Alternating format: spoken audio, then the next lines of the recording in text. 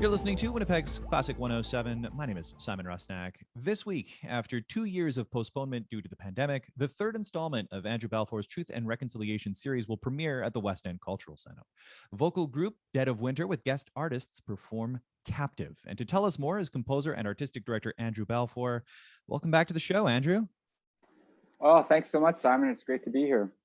When we last spoke, you were in the Winnipeg International Airport, returning to Toronto ahead of the forecast April snowpocalypse, which canceled the final concert in the inaugural Winnipeg Baroque Festival. Just before we get chatting about this particular musical event, I do want to say I looked at the forecast and it looks like maybe just a little bit of precipitation on Friday, so nothing too major to worry about that way.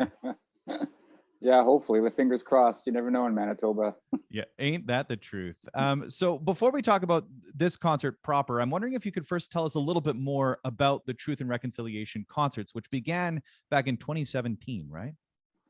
Yeah, this was something that we talked about a while even before that. How can we sort of do one of the calls to action and recognize truth and reconciliation and true healing in this country, and true relationships and collaborations with respect and honor, and listening skills to listen to the Indigenous artists and communities. And what could we do? We started as an early music choral ensemble, so you kind of think, well, what can we do? So it's also been a personal journey for myself to be able to go back to my Cree roots, listen to my ancestors, work with my Indigenous community and artists, and try to do something meaningful. And I really feel that we've built something quite special since 2017 with these concerts one every year, and we still plan to do many, many more in the future. So it's really important for us to try to provide a platform and safe space for Indigenous artists to tell their stories through choral music, which I think is pretty vital these days. Yeah, it certainly is. As noted on the Dead of Winter website, these concerts created to acknowledge and honor the pain and sorrow of Canada's Indigenous peoples, but also acknowledge the beauty, right? Mm-hmm. That's very important too. There is much trauma and much suffering, and important things to talk about, with things like the residential school legacies and the murdered and missing women legacies, which still continues to this day. But also a celebratory note to really give again a platform for Indigenous artists with collaboration with our ensemble to celebrate stories, to rejoice in who we are, and what it means to be Indigenous now and in the future. This all started, as I mentioned, before 2017, but the first concert was 2017 with Taken, then Fallen a year later, and now Captive. Can you tell us about the idea behind this work? Oh, this Captive has been really, really all-encompassing for us for the last couple of years, but also it's changed so much. We go back to the original concept that we had. The format was all done. We were ready to go. We had commissions by Elliot Britton and Chris Dirksen and myself, and then COVID hit, and it changed everything, not just logistically in terms of having to postpone our concert, but we rethought about this idea, particularly with being in lockdown and in isolation, all of us, the whole world essentially. There's a new meaning of captive, and I think that was important for us to be. I think we all redid something. All three composers, and we rethought about how we were going to approach this word captive. So it has changed quite a bit. We did a lot of recording over COVID. It was very difficult sometimes. Sometimes we actually had to have one singer come in, do their part, leave, have another singer come in, do multi-tracking, and that was a very difficult process for singers because we like to sing together. Mm-hmm. So we did a lot of recording, and we're very proud of what we've come up with. But most importantly, now we can do it live. And now we can be together all in the same space and work with one of our strong points is collaboration. And I think that's the future for a lot of ensembles. But it has been a long process, but the idea of being able to perform this Friday and then in Toronto at Podium on the 21st is really exciting for us. I definitely want to talk more about that, but I first want to chat about how this work might have changed and shifted, because a postponement could be disheartening, right? It could sway you in one way or another, especially as you say, we all became locked down, but it also gives you an opportunity to sort of reflect and adjust and change, doesn't it? Yeah, I think that's one thing that pretty much organizations across the world have really had to do. It's postpone, change, rethink. I personally believe one of the positive things about this the last 2 years is that there's been a lot of thinking. Artistic directors, organizations, administrators, musicians have all had to rethink about what they do and how is it relevant in this world.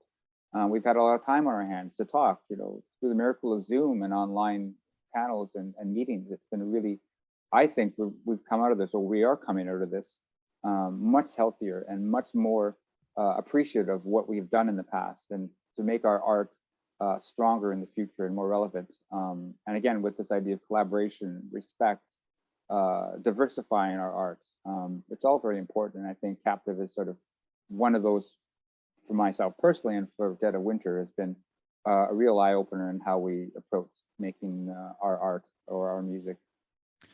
In preparation for this concert and in preparation for this interview, I went and looked back at the 94 calls to action issued by the Truth and Reconciliation Commission. And as soon as I see the word captive, I immediately went to the justice section, which is 24 through 42. And looking at, 25 through 42. And one particularly stood out to me, number 30. We call upon federal, provincial, and territorial governments to commit to eliminating the overrepresentation of Aboriginal people in custody over the next decade, and to issue detailed annual reports that monitor and evaluate progress in doing so. I'm curious, with a work like this, with a work like Captive, does this in a way add another sort of form of accountability, or to broaden that reach, that audience, kind of enlightening them on the injustices within the system, the penal system? Well, we try. It's a very, very difficult process to try. Like, personally, from myself as an Indigenous man, along with my community, it's we can only do so much. So we feel that we can bring, tell these stories to a wider audience that maybe not so familiar with the issues with the Indigenous communities in the justice system or the governments, or even specifically the penitentiary system. And there was just a report that was released last week about half the population in women's prisons are Indigenous. And these are really important issues that need to be addressed right away. And I think it's not just the governments, it's all of us as a society needs to look at these things. And it's not black and white. It's not just for whatever addictions or, this is another legacy of residential schools and lateral violence between Indigenous and Indigenous. It's so important.